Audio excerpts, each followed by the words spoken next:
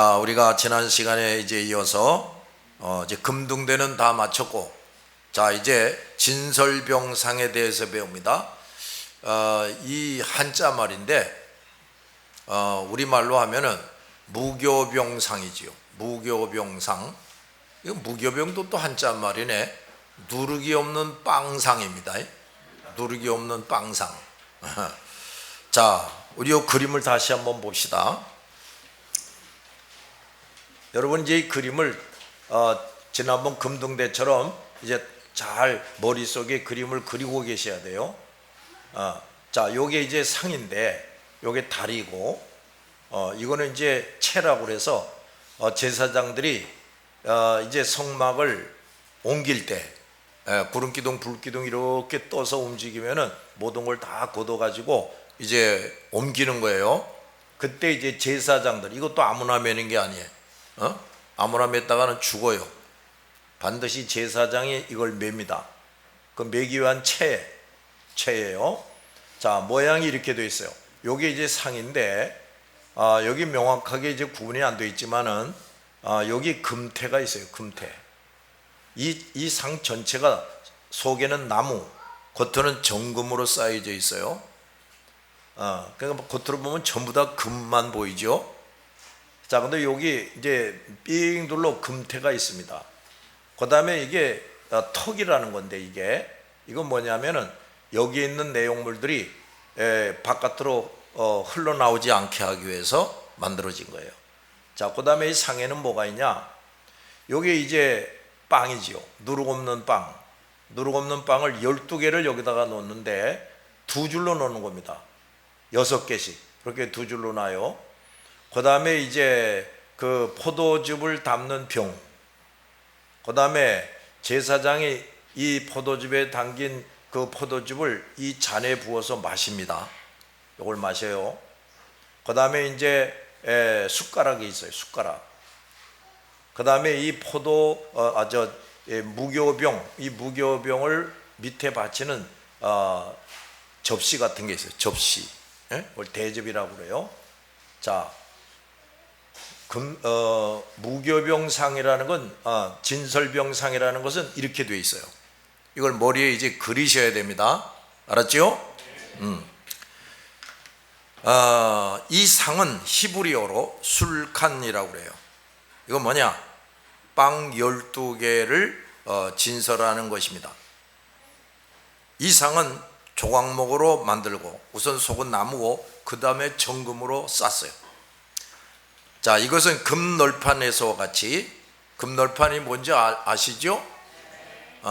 그 성소, 지성소 그 전체 그림 보자. 자, 여기를 보시면은 이 부분이 성소고 이 부분이 지성소예요. 요건 뭐예요? 요거 성소 휘장. 요거는 뭐예요? 지성소 휘장. 자, 그런데 이게 이렇게 척 들어가면은 이렇게 이제 벽이 있습니다. 벽. 3면의 벽이 있어요. 근데 이게 또 전부 다 금으로 되어 있습니다. 근데 이 안은 전부 다 또 나무예요. 근데 겉은 정금으로 쌌다고 말해요. 그러니까 여기 척 들어가면은 그저 이렇게 다 금으로 보이는데 모든 것이 요 기둥도 마찬가지. 이것도 안에는 나무로 되어 있고 겉은 금으로 쌓여져 있어요. 그러니까 이 전체는 다 금만 보입니다. 금만. 그러니까 이게 이제 금널판이라는 건데, 이것도 이제 안에는 나무, 겉에는 금으로 쌓여져 있다. 이 진설병상도 마찬가지란 말이에요. 속에는 나무, 겉에는 금으로 쌓여져 있는 겁니다. 여기 금향단도 마찬가지, 복궤도 마찬가지. 요 밑에 거는 이게 은으로 되어 있어요. 받침은 은으로 되어 있습니다. 근데 여기 색깔이 좀 다르지요? 여기 색깔이 좀 다르지요? 이거는 구리, 동으로 되어 있어요. 동으로. 그 다음에 지성소 휘장 밑에 기둥 받침은 이 은으로 되어 있어요. 은. 자, 이렇게 되어 있어요. 그 다음에 이 바닥이 매우 무슨 우리 교화 충만교처럼 그 뭐라 그래? 에폭시처럼 뭐 아주 말끔하게 돼. 이건 저보다 밑에는 그냥 모래, 바닥, 땅이에요. 땅. 자, 다시 봅시다. 자, 금 널판에서와 같이 이 금은 뭐냐? 예수 그리스도를 의미해요. 그 다음에 나무는 뭐냐? 예수님의 인성을 의미하는 겁니다. 그러니까 이게 지금 상이 속에는 나무고 겉에는 금이다의 말은 신성과 인성을 의미해요. 다시 말해서 이 진설병상 자체가 예수 그리스도를 의미해요. 하여간 성소에 들어갔다 하면 이게 전부 다 뭐냐? 예수 그리스도를 의미합니다. 신성과 인성을 지니신 예수 그리스도를 의미하는 거예요. 또 이 말은 뭐냐? 이 성소 안에서는 정금만 눈으로 보기에는 금만 보여요. 예수 그리스도는 선택된 자들을 구원하는 메시아로 이 땅에 잠시 인간의 몸, 인성을 입고 오신다. 그러나 그는 어디까지나 하나님이시다. 이거를 강조하는 거예요. 알았지요? 자, 구조는 이미 설명을 했습니다. 자, 이제 구체적으로 봅시다. 첫째, 길이는 그러니까 가로는 2규빗, 세로는 1규빗, 높이는 1.5규빗이다. 근데 이게 한 규빗 하게 되면은 성인 남자의 이 손끝에서부터 이 팔꿈치 이 정도를 이제 한 규빗이라고 그러는데 보통 45cm에서 50cm라고 생각을 하는 거예요. 자, 이것은 무교병과 기구들을 담기 위해서 적당한 너비이고 또 관리자, 즉 대제사장이나 제사장이 관리하기에 적당한 높이로 되어 있어요. 이게 너무 높으면은 그 밑에 뭐 사다리를 놓고 올라가든지 해야 되잖아. 또 너무 크면 또 이게 그저 괜히 불편하잖아요. 아주 모든 게 적당한 사이즈로 되어 있다. 그 말은 뭐냐? 이것을 관리하는 제사장과 대제사장이 적당하게 관리할 수 있게 만들어 주신 것이다. 그런 말이에요. 이건 또 뭐냐? 하나님의 배려. 하나님의 배려를 의미합니다. 자, 예수를 영접한 사람들, 그리고 날마다 자신의 죄를 회개하고 점점 거룩해진 성도들, 이게 뭐예요? 이게 제사장이에요. 성소에 들어갈 수 있는 제사장. 이 사람이 무교병을 차리고 먹기에 편리하도록 해주신 겁니다. 자, 이 무교병은 성소 안에 들어올 수 있는 거룩한 제사장만 먹을 수 있어요. 성소 안에 들어올 수 없는 사람은 이 무교병을 볼 수도 없고 먹을 수도 없어요. 이 성소 안으로 들어올 수 없는 사람은 이 무교병을 볼 수조차 없어요. 자, 다시 우리 전체 그림을 봅시다. 자, 이게 뭐지요? 이게 성막 울타리. 이게 뭐예요? 이게 성막 뜰이죠. 뜰. 요게 번제단. 요게 뭐예요? 물두멍. 자, 이게 이제 성막이에요. 이게 성막이에요. 그런데 말이에요, 이 금등대, 또 우리가 지금 배우려고 하는 이 진설병상, 이거는 여기 안에 들어있는 사람도 볼 수도 없어요. 볼 수도 없어요. 여기 들어가야 이걸 본단 말이에요. 그럼 이건 누가 들어가느냐? 여기에 있는 사람, 이건 제사장과 레위인이에요. 제사장과 레위인이 여기 있는데 제사장이라도 날마다 이 물두멍, 그러니까 날마다 자기의 죄를 회개해서 성결해진 사람, 그러니까 여기 들어가도 죽지 않을 수 있도록 성결해진 사람, 요 사람만이, 요 제사장만이 들어가요. 레위인은 여기 못 들어갑니다. 제사장만이 이렇게 들어가는데 성결해진 제사장만 들어가요. 그 사람만 이 진설병상을 봅니다.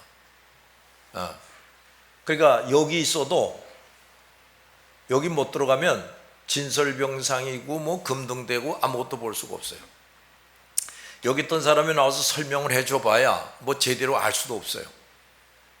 근데 대부분의 성도들이 이제 여기 있단 말이에요. 예수를 기본적으로 믿어요. 믿는 믿음은 있다고 말이에요. 그러니까 성막 울타리 안에는 들어와 있어요. 근데 날마다 똑바로 회개 생활을 못해서 이 성소 안으로 못 들어가는 교인들이 대부분이에요. 그러다 보니까 예수 그리스도가 누구인지를 자세히 알지를 못해요. 눈으로 보는 것처럼 예수를 분명히 알고 믿지를 못해요. 그 예수를 믿는 믿음을 통한 그 신령한 은혜와 복을 맛보지를 못해요. 이 사람은. 그러니까 신령한 기쁨, 신령한 즐거움, 이걸 맛보지 못하는 겁니다. 더구나 지성소에 못 들어가기 때문에 살아계신 하나님을 만날 수가 없어요. 하나님의 음성을 들을 수가 없어요. 이런 사람들이 교회 안에 대부분이라고 말이에요. 근데 교회 안에 있는 사람 중에는 이 바깥에 있는 사람들이 있어요. 이 바깥에서 이렇게 맴도는 사람들이 있어. 물타리 안으로 아직 들어오지도 못한 사람들이 있어요. 그 여기 와가지고 야, 이게 뭐 신비롭기는 한데 우리 천막도 있는 전체 그림을 봅시다. 자, 이걸 보세요. 이걸 보면 이게 이제 이스라엘 백성들이 이렇게 천막을 치고 있는 거예요. 그 여기 돌아다니는 사람도 있죠. 이게 이제 성막 울타리, 여기 성막이고, 이제 이게 언제나 구름 기둥이 이렇게 하늘, 여기 지성소에서부터 하늘 햇빛까지 이렇게 구름이 이렇게 내려와 있어요. 근데 이게 밤에는 여기서 찬란한 빛이 나옵니다. 그런데 말이죠, 이 울타리 바깥에서 왔다 갔다 하는 사람들이 있어요. 대부분의 이스라엘 백성이 그랬지. 그러니까 이 사람은 뭐냐면 아직도 이 번제단도 통과하지 못한 사람이에요. 기본적인 믿음도 없는 사람이에요. 그러니까 교회를 그냥 다니는 사람이지. 이런 사람들이 훨씬 교회 안에 많습니다. 이제 이 문을 통과해서 이 번제단에서 행해지는 일이 있어줘야 돼. 그러니까 자기의 죄를 짐승에게 이렇게 전가시켜서 진심으로 회개하면 이제 하늘에서 불이 떨어져 가지고 이 재물을 확 태웁니다. 그럼 이제 하나님이 그 사람의 죄를 용서했다, 이렇게 되는 거예요. 이렇게 된 것이 이게 바로 이제 예수를 믿는 거죠. 근데 기본적인 믿음만 가지고 있는 거라고 말이에요. 이제 여기서 정말 깨지고 치료, 변화, 무장, 성숙이 돼서 되는 사람이 이 성소로 들어가는 거예요. 성소로. 그러니까 나도 예수 믿어요 하지만도 하나님을 만나는 체험이 도무지 없는 사람들이 있어요.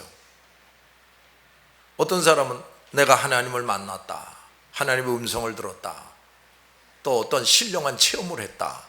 그럼 그건 뭔 소린고, 이렇게 되는 거예요. 이런 사람들 성막 뜰에 있는 사람들이, 성소에 들어가지 못한 사람이에요. 근데 이런 사람들이 교회 안에 대부분이라고 말입니다.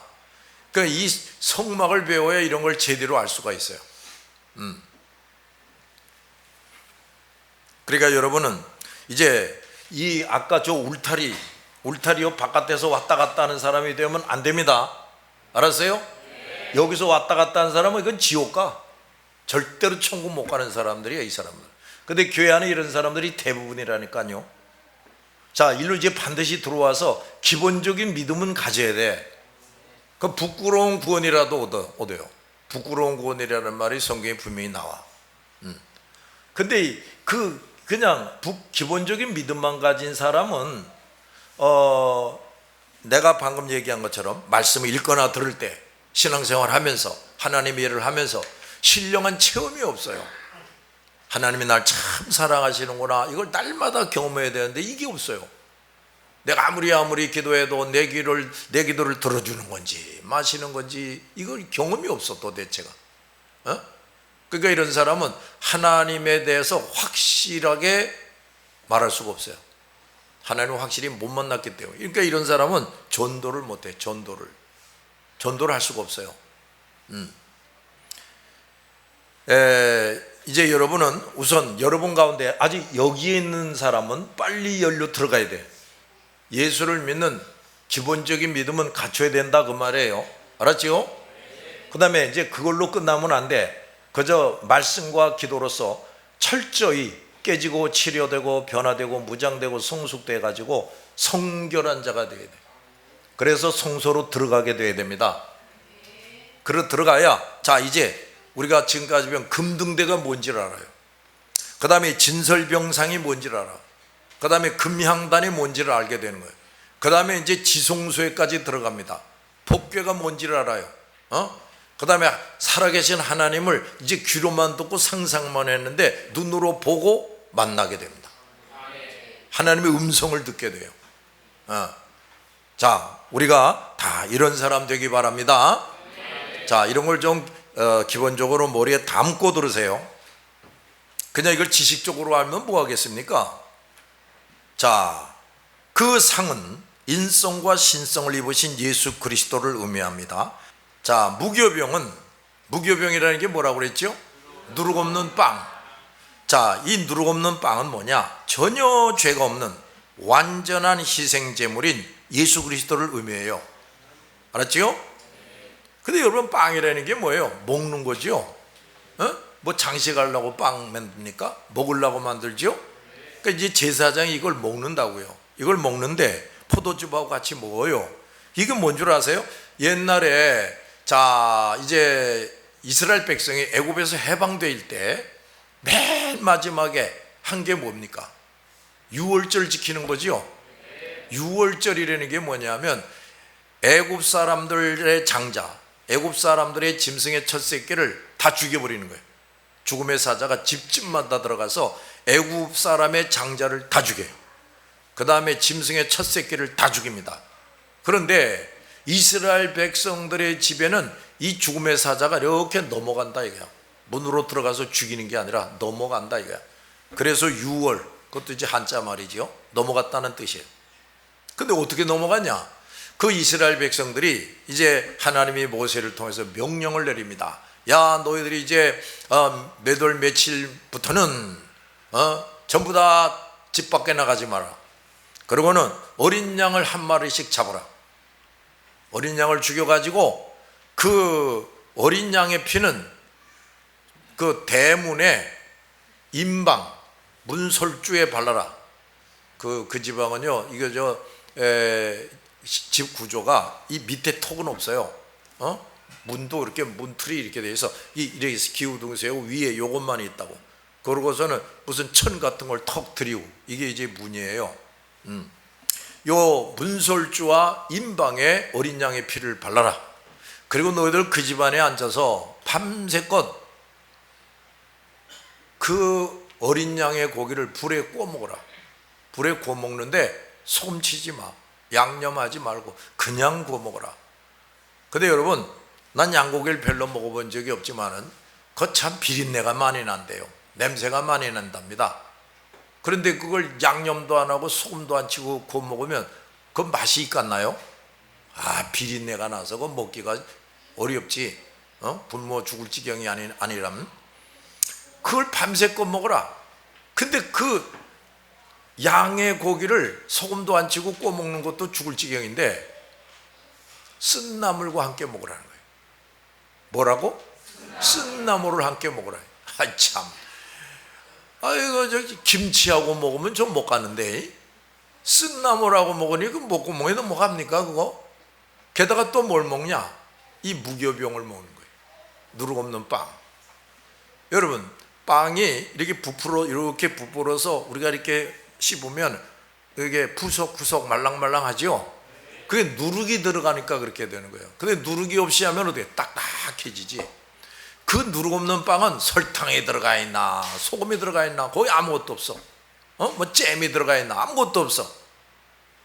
그러니 여러분, 그 비린내 나는 고기를 불에 구워 먹고 거기다가 또 쓴 나물과 딱딱한 이 누룩 없는 빵을 먹는데 밤새껏 먹으라는 거야. 그것도 남기지 말고 다 먹어라. 그게 요런 애들은 막 울면서 먹었을 거예요.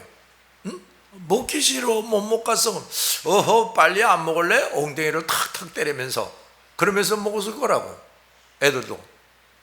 근데 말이에요, 그거 바로 그렇게 누룩 없는 빵을 먹고 어린 양의 고기를 불에 구워 먹고 쓴 나물을 같이 먹고 이제 이러니까 그 장자와 짐승 첫 새끼를 죽이는 죽음의 사자가 그 이스라엘 백성의 집 앞에 와가지고 집을 넘어가는 거예요. 이래서 유월절이라 그래요. 그걸 지키는 그 밤새껏 이제 또 어디까지 죽냐? 바로 왕의 태자가 죽습니다. 바로 왕의 태자가 죽고 또 뭐야? 신하들의 장자가 다 죽는 거예요. 왕왕 태울게 되는 거지. 이제 바로가 손 딱 드는 거예요. 이러다가 이제 다 죽겠구나. 자, 이제 애굽에서 다 나가시오. 이렇게 된 거예요. 그래서 출애굽이 된 겁니다. 알았지요?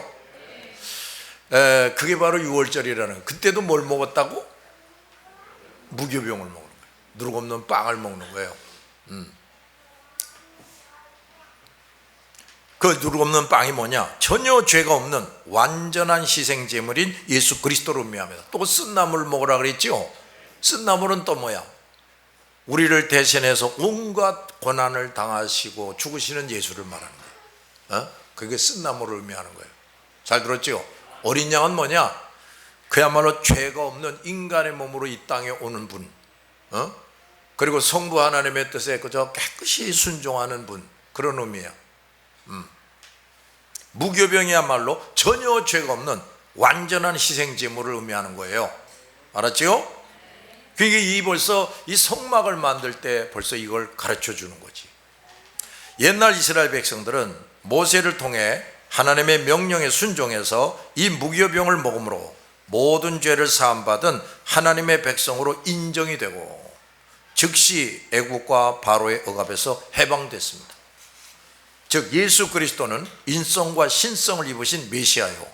이런 여러분, 종교를, 다른 종교는 왜 믿으면 안 되느냐?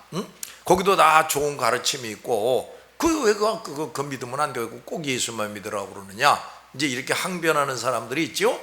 근데 그 이유가 뭐냐면, 여러분, 어떤 종교의 창시자가 인성과 신성을 입고 왔다고 가르치는 법이 없어요. 그건 아무리 거짓말을 하려도 할 수가 없어. 하나님이 허용을 안 해. 그 다음에 왜 신성을 입어야 되느냐? 왜 신성을 입어야 되느냐? 여러분, 신이 죽습니까? 죽는 법이 없지. 그리고 사람이라는 게 영혼과 육체가 이렇게 합해져서 사람이 되는 거예요. 근데 어떻게 사람이 되냐면, 어머니 아버지가 결혼을 하잖아요. 그럼 이제 아버지의 정자와 어머니의 난자가 수정이 돼요. 그러면 이제 아이가 여자의 그 자궁 속에서 잉태가 되는 거거든.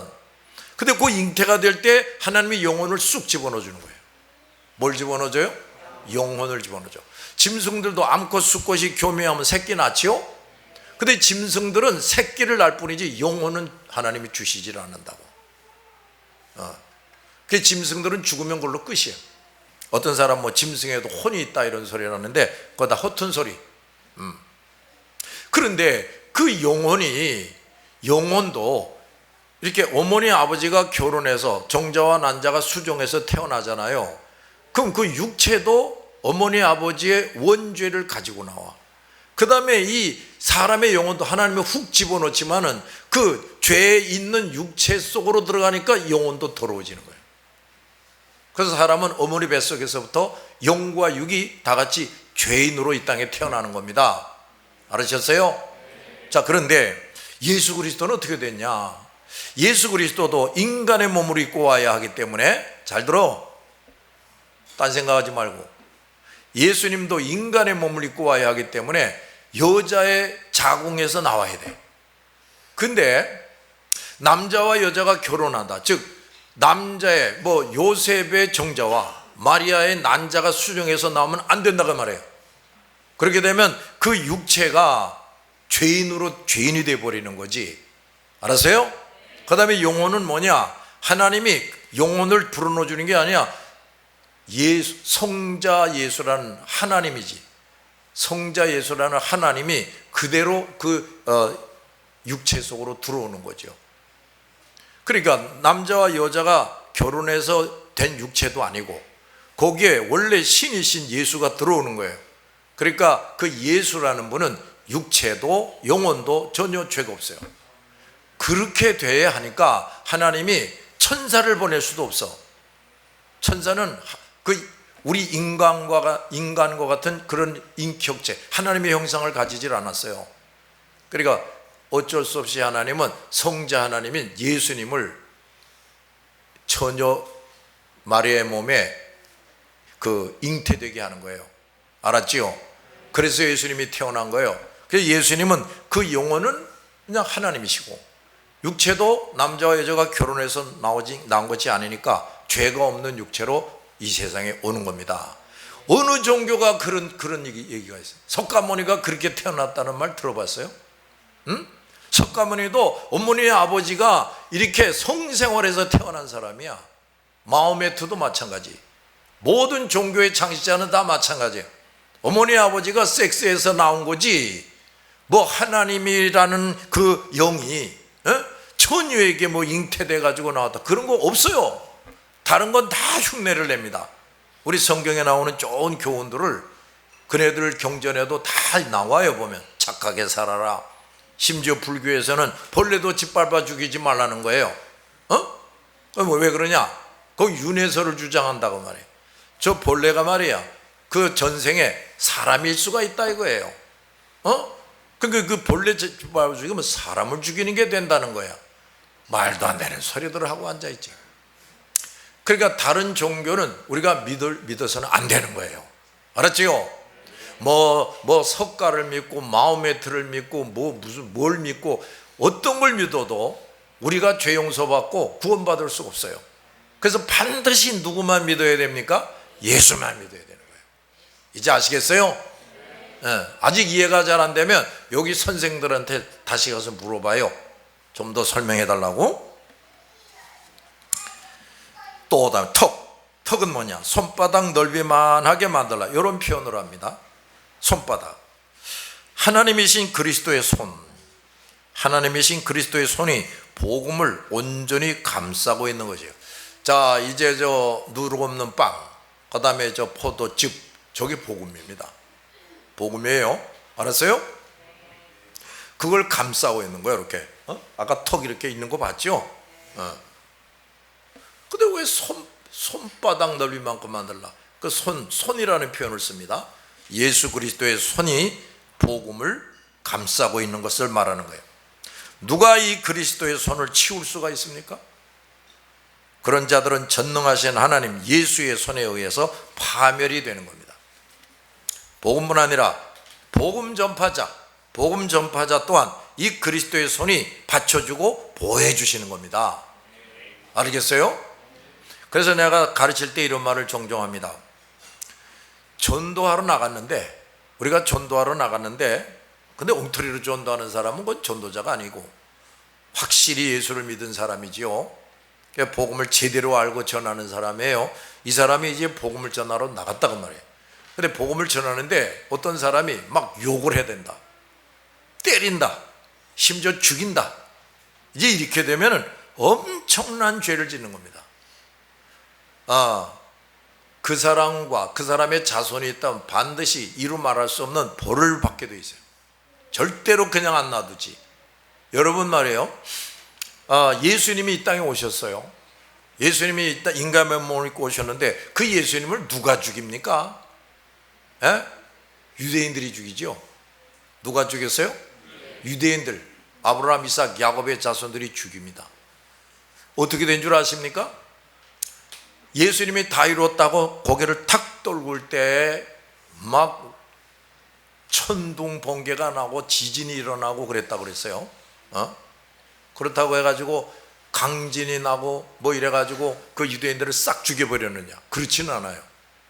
그런데 이제 하나님이 로마 제국을 통해서 이스라엘을 완전히 멸망시킵니다. 근데 멸망시키는데 그 옛날에 바벨론에 멸망당한 적이 있어요. 그때는 이스라엘 백성들이 그야말로 페인을 제외하고는 전부 다 포로로 끌려갑니다. 전부 다 포로로 끌려가서 바벨론에 가서 이제 노예 생활을 70년을 해요. 그리고 70년 후에 이제 다시 돌아옵니다. 그런데 예수를 죽인 때는 어떻게 됐냐? 당장 그 유대인을 다 죽여버리지는 않았는데 로마 제국을 통해 가지고 이스라엘을 박살을 내버립니다. 그 다음에 그 이스라엘 사람, 유대 땅에 사는 이스라엘 사람들을 한 명도 안 남기고, 전에는 페인이라도 좀 남겨놨었는데 이제는 한 명도 안 남기고 전 세계로 흩어버려요. 하나님이 그 유대인이 말이에요, 전 세계로 흩어집니다. 아프리카로, 또 저 러시아 쪽으로, 유럽 쪽으로, 아메리카로 막 흩어져 버려요. 하나님이 흩어버려. 자그마치 몇 년 동안 흩어지느냐? 1800년이 넘게 흩어져 살아요. 그리고는 그 유대인들이 사는 곳마다 저 유대인 놈들은 저거는 인간 쓰레기야 저것들은. 그래서 말할 수 없이 핍박을 하고 멸시천대를 합니다. 그걸 1800년 동안이나 그러고 살아요. 그러다가 이제 히틀러 시대가 왔어요. 제2차 대전이 벌어지는 때가 왔어요. 히틀러라는 놈이 나타나가지고 그 유대인들을 그냥 속속 들이잡아가지고 처참하게 학살을 하죠.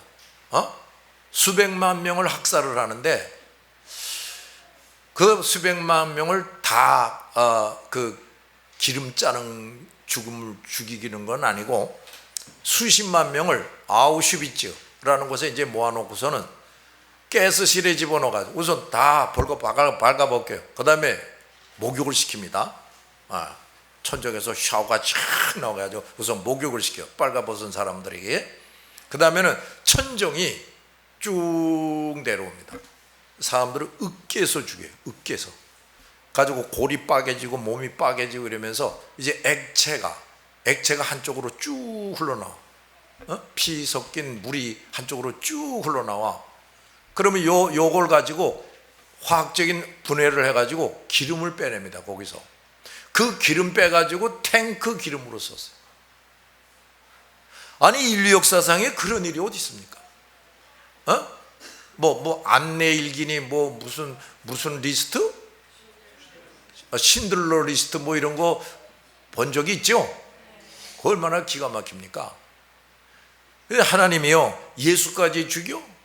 그것도 이방인들이 죽이는 게 아니라 아브라함, 이삭, 야곱의 자손인 너 유대인 놈들이 죽여? 너희들은 말이야 인류 역사상에 가장 처참하게 학살을 당하게 한다. 이렇게 된 거예요. 그리고 나머지는 전 세계에 흩어져 가지고 1800년이 넘도록 멸시천대를 당하게 돼. 그러다가 이제 미국에 가 있는 유대인들이 그래도 해서 돈 좀 벌어 가지고 다른 데에 있는 나라들과 이렇게 해가지고 국제연맹이라는 걸 만들어요. 그 국제연맹이라는 만드는 목적 중에 첫째가 뭔지 아십니까? 이스라엘을 재건하자는 거예요. 그래서 이스라엘 나라를 다시 재건하기로 국제연맹에서 결의를 해가지고 지금 말하는 지금 이스라엘 땅. 근데 거기 이제 팔레스타인 사람들이 살고 있는 거예요. 근데 이걸 내쫓는 거예요. 그러니까 그 사람들은 아니 천몇백 년 동안 거기서 조상대대로 살았는데 나가라고 그러니까 반발이 있겠어요 없겠어요? 있고 말고. 그래가지고 지금도 저들과 싸우는 겁니다. 이스라엘이. 그렇게 된 거예요. 잘 들었어요? 하여간에 메시아까지 죽이니까 하나님이 그렇게 무시무시한 저주와 벌을 내리셨다고. 그리고 말이에요 인류 역사상에 전도자를 막 핍박하고 죽이잖아요. 자 로마 얘기 또 해봅시다. 로마 그 얼마나 많은 전도자를 죽였습니까? 바울을 비롯해서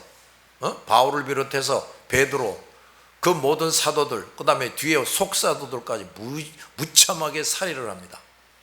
그러니까 하나님이요 로마를 이제 뒤집어 버리는 겁니다. 고트족이라고 하는 북쪽에는 야만족을 일으켜가지고 짓밟아 버리게. 그래가지고 로마가 완전히 멸망을 합니다. 하나님이 또 로마를 그렇게 해서 멸망을 시켰는데 왜 그렇게 멸망당했느냐? 전도자들을 무지막지하게 핍박하고 죽였다고 말해요. 여러분 카타곰이라는 거 압니까? 그저 크리스찬이라 그러면 그냥 잡아다가 무지막지하게 죽이니까 근데도 이 사람들이 확실한 믿음을 가지고 있으니까 주님을 배신할 수가 없어. 그러니까 땅을 파고 들어가 가지고 그 로마에 한번 가면 거긴 꼭 가보세요. 유람선만 타고 다니지 말고 거기 밑에 들어가 보면요 거미줄처럼 돼 있어. 어떻게 그렇게 굴을 팠을까? 그걸 관광객에게 다 보여줄 수가 없어요. 너무너무 많아가지고 일부분만 이렇게 보여주는데 그것도 이제 안내자를 따라다녀야지 안 그랬다가 이제 나오지도 못해. 얼마나 복잡한지. 거기 숨어서 사는 거예요. 크리스찬들이 그 정도로 그 로마 제국이 크리스찬들을 무시무시하게 핍박을 했다고요. 그런데 하나님이 너희놈의 새끼들, 너희들의 죄가 이제 아구까지 찼다. 로마 제국은요 그 이전에도 뭐 아수르 제국이 있었고 헬라 제국이 있고 이랬지만요 로마 제국은 어느 제국보다도 영토가 확 커져 버려요. 그 로마 제국 덕분에 전 세계에 교통수단이 마련됩니다. 활자가 발달해가지고 막 책이 확 찍혀져가지고 성경이 막 찍혀져서 전 세계로 전파되게 되고 이래요. 알았어요? 그런데 그 강대한 로마, 해가 지지 않는 나라, 하나님이 그냥 부셔버리는 거예요. 완전히 멸망시킵니다. 아니 그 네로라고 하는 그 미치광이 황제는 심지어 뭐를 했느냐? 아니 미쳐가지고요, 로마시가 불타는 걸 보고 싶은 거예요. 그래서 로마시를 불질렀어요. 그러니까 로마 시민이 들고 일어났습니다. 그래가지고 이제 네로를 죽이려고 그래요. 그러니까 네로가 뭐라고 변명했냐, 이거 저 예수쟁이들이 불지른 거라고 이렇게 말했어요. 그래서 또 많은 예수쟁이들이 죽습니다. 결국은 이 네로라고 하는 처참하게 학살을 당합니다. 백성들에게 때려 죽임을 당해요. 로마 황제가 그런 건 있을 수가 없어요. 백성들이 그 궁궐로 들어와 가지고요, 때려 죽여요. 시체가 그냥 악살박살이 나게 때려 죽임을 당하게. 그러면서 로마가 망합니다. 그러니까 인류 역사상에 이렇게 보면은 우리 교회를 핍박하고 또 특히 전도자들을 핍박하고 잡아 죽이고 뭐 이러잖아요. 하나님이 반드시 그 후손들에게 참 처참한 벌을 내립니다. 저 중공이, 저 중공이 얼마나 많은 성도들을 죽였는지 몰라. 여러분도 화면으로 보셨을 거예요. 번드단 뭐 삼자교회다 그래가지고 그래도 뭐 인정해가지고 십자가도 걸고 뭐 예배당도 크게 짓고 뭐 이런 게 있었는데, 대포로 그냥 쏴가지고 예배당을 허물어 버려요. 불질러 버려요. 그리고 그 자기네들이 인정한다는 그 목사들 모조리 다 잡아가서 옥에 가두고 때리고 죽이고 이랬단 말이에요. 저것도 이제 처참하게 멸망당할 날이 멀지 않습니다. 알았어요? 김일성이 그 자식놈들 마찬가지지. 저거 처참하게 멸망당할 날이 결코 멀지 않아요. 자, 그렇단 말이에요. 이런 것도 잘 기억해 두기 바랍니다. 주님의 손이 보호하고 있다고 말이에요. 이렇게 해서 복음은 땅 끝까지 전파되는 거고 누구도 그걸 막을 수가 없어요. 복음을 정직하게 전하지 않는 사람들은 이런 보호와 도움을 받지 못합니다. 자, 오늘은 여기까지 합시다. 기도합시다.